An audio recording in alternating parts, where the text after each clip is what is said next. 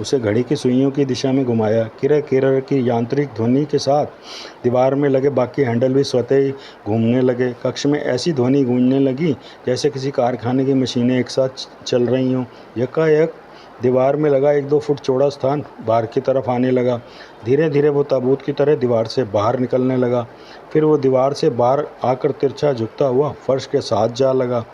2 foot चौड़ा, गहरा, तकरीबन 10 फुट लंबा बक्सा नजर आ रहा था, जिसके भीतर असंख्य जेवरात, अशरफियाँ तथा हीरे पन्ने जगमगा रहे थे। गगांतों की आंखें चौंधियाने लगी और फिर पूरा कक्ष ही हीरों की जगमगाहट से कौंध उठा, रोशन हो उठा। हा हा हा, गगांतों ने खुलकर अट्ठास किया। ये है शाह गगांतों की सल्तनत, उसकी खुराक अरबों का माल है ये, जिसका बेताज बादशाह सिर्फ गगांतो है। गगांतो, हा हा हा। गगांतो ने पुनः कोई हैंडल दबाया तो बॉक्स वापस अपनी दीवार में जाने लगा। कक्ष में पुनः कारखाने जैसी ध्वनि गूंजने लगी। गगांतो ने इसी पल एक लीवर घुमाया, हत्था बाहर की तरफ खींचा। उसी पल दीवार में बाईं तरफ से एक नया ताबूत बाहर निकलने लगा। जैसे जैसे वो बाहर निकलने लगा, उसके शरीर के भीतर हलचल होने लगी।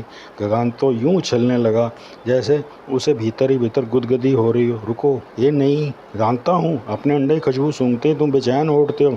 अपने पेट पे हाथ मारता गंगातो उछल कूद बढ़ने लगी। बॉक्स खोलते ही एक अजीबोगरीब दुर्गंध उस कक्ष में तैर उठी। बॉक्स सीधा खुला और उसके भीतर हरी घास पर रखे 30-40 अंडे नजर आए। आलू नमा भूरे रंग के चिपचिपाते अंडे। उसी पल गगांतों का मुंह स्वतः ही खुलता चला गया। फिर उसके मुंह से कूदते गिंगो उसी बॉक्स में ही गिरने लगे और किसी न किसी अंडे पर जाकर धूनी रमाकर बैठ गए। 8-10 गिंगो बॉक्स में मौजूद अंडों को सेने लगे, गर्मी देने लगे। हा हा हा, ये है राजा गगांतो की जागीर। हर अंडे से गिंगो का जोड़ा पैदा होगा और 40 अंडों से 80 गिंगो। हा हा हा, कौन मुकाबला कर पाएगा मेरा, मुझ गगांतो का, जिसके अंदर 12 गिंगो एक ही गिंगो एक ही समय में बसेरा कर सकते हैं। ऐसे भयावह हथियार जब चाहूँ मैं मुंह से उगल सकता हूँ और जब चाहे अपने भीतर बुला सकता हूँ। हा हा हा, किसी के भी बखिए उधेड़ सकता हूँ। इधर गगांतो अट्टहास करता रहा, उधर बॉक्स में बैठे गिंगो अपने अंडे गर्म करते रहे। खून आलूदा गिंगो उस घड़ी इतने इत्मीनान और शराफत से बैठे थे जैसे खून करना उनका पेशा ही ना हो, तपस्या ही कर रहे हों। आओ आओ, तभी गगांतो ने पुचकारा। बॉक्स में बैठे कुछ गिंगों ने गर्दन इनकार में नचा दी कि हम नहीं आते, और कईयों ने तो आंखें मूंद कर कान ही दूसरी तरफ फेर लिए। अच्छा, हम ही से सीना जोरी, अपना अपमान होता देख गंगातनों ने लीवर पुनः दबा दिया। बॉक्स भीतर को सरकने लगा, दरवाज़ा बंद होने लगा तो सभी गिंगो का बॉक्स में अंधेरा महसूस होने लगा। वो फड़फड़ाने लगे, आंखें फाड़ फाड़ कर गगांतो को घूरने लगे। आओ आओ, गगांतो उसी पल मुंह खोलकर फिर खड़ा हो गया। फलस्वरूप उसी पल गिंगो उछलते कूदते उसके मुंह में घुसने लगे और बॉक्स बंद होने लगा।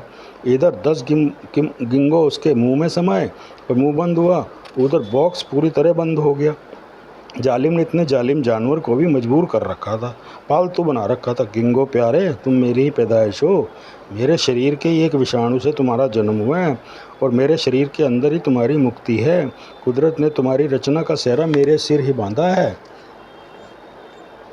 मेरी बड़ी आंत को बांधा है कि उसके भीतर पहले गिंगो जोड़े ने सिर उठाया। मेरी बड़ी आंत ने उस जोड़े को परवरिश की थी और वहीं तुमने समागम किया। तुम्हारा पहला अंडा भी मेरी बड़ी आंत में हुआ। मेरे भीतर 2 की जगह 4 गिंगो हो गए। फिर धीरे धीरे तुम्हारी तादाद मेरे शरीर में बढ़ने लगी। तुम मुझे रास आ गए और मैं तुम्हें। तुम ना मुझे नुकसान पहुंचाते हो, ना ही मैं तुम्हें, पर हकीकत यही है कि मैं जब चाहूँ तुम्हारा अंत कर सकता हूँ और तुम्हें रहने के लिए मेरा ही शरीर माफिक आता है और मैं तुम्हें अपने भीतर पालता हूँ। तुम मेरे पालतू हथियार हो।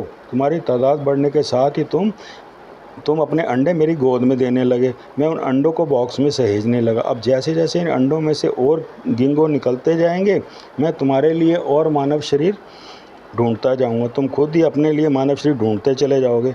मेरा शरीर तो 12 गिंगो अपने भीतर संभाल सकता है, दूसरे शरीर तो शायद एक भी गिंगो ना संभाल पाएंगे। तुम्हारा मुकद्दर, मैंने तुम्हें जन्म जरूर दिया है पर जीवन भर पालने का ठेका नहीं ले रख सकता। हा हा हा और भी पता नहीं वो क्या क्या भैं भैं करता रहा।